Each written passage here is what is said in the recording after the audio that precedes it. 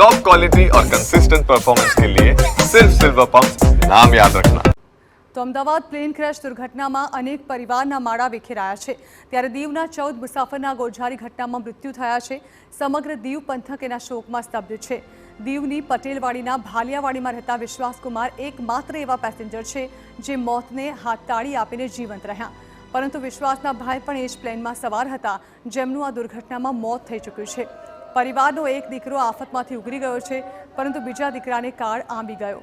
પરિવારજનો પોતાના વહાલસોયા દીકરાના યાદમાં હૈયાફાટ રુદન કરી રહ્યા છે। કોણ કોને આશ્વાસન આપે તેવી સ્થિતિ છે। દમણ, દીવ અને દાદરાનગર હવેલીના પ્રશાસક પ્રફુલ્લ પટેલે મૃતકના પરિવારજનો સાથે મુલાકાત કરીને તેમને સાંત્વના પાઠવી હતી।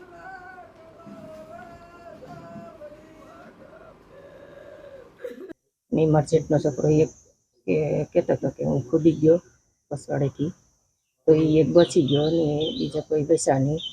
બીજો પણ એનો ભાઈ હતો હાવરો, પણ એનો કોઈ પતો લાગ્યો નહીં। તો પછી મર્ચેન્ટનો છોકરો એમ્બ્યુલન્સમાં એને હોસ્પિટલ લઈ ગયા ને એને પછી કીધું કે આવી રીતે બધી થઈ ગયું હતું, તો હું પાછળથી કે ડોર ખુલી ગયો તો હું કૂદી ગયો।